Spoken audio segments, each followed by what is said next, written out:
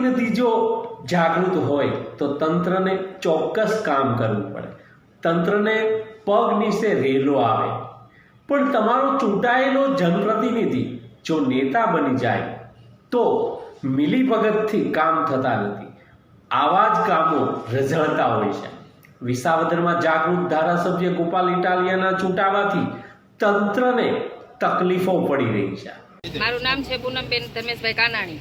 અમારે ક્યારેય રોડ રસ્તા કે કાંઈ જોવા કે આવતા નથી। એ લોકો એમ કહે છે કે તમે મત આપો, ભાજપમાં આપો, ઓલામાં આપો તો અમે કે તમને રસ્તા કરી દઈએ। તો અમે હું વેરા નથી ભરતા ક્યારેય, તો વેરા હું કામ લેવા આવે છે એ લોકો? તો વેરા લેવા જ ના આવાય ને એમ। પાણીનો અમારે ગટોરું છે તો કેટલી વાર રજૂઆત કરી તો કોઈ દિવસ એને સામું જોવા નથી આવ્યા ક્યારેય। તો તમારે એ બધી રજૂઆત એને કરવી પડે ને કે તમે આવવું જ પડે ને અમારા શેરીમાં, નકર અમે બધી અત્યારે છે રોડનું તારીખ બારીખ લઈને જ જાવ અહીંથી।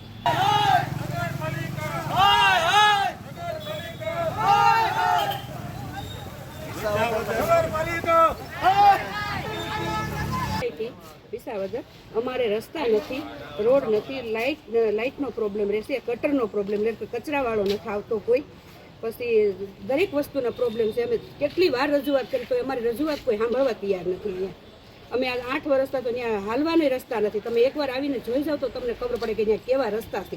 આ 4 દિવસે તો કચરાવાળો આવે છે। મત નાખવા આવે તો એ મત નાખીને અમને એમ કે આ તમારા રસ્તા થઈ જાય છે। આવા નવા અમે 3 વાર રજૂઆત કરી તો અમને કોઈ રસ્તો નથી થયો, કોઈ જાતનો અમારો વસ્તુ નથી। એક તો આ રોડ આખો નવો બનાવવા માટે આરસીસી અને અત્યારે હાલ પૂરતો આ ગારો છે, અમારી અહીં ઓફિસ હતી, અમને ખબર હતી આમ ગાડીઓ નહોતી હાલતી અમારી તો, બરાબર। તાત્કાલિક અહીંયા શું નાખશો આપણે, ઓલું ઈંટનું ઠાઠડ આવે ને ઈંટું, એ સોંટી જાય, કપચી નાખશો તો આમ ફેલાઈ જાય, ગાડી આવે ને સારું નાખું।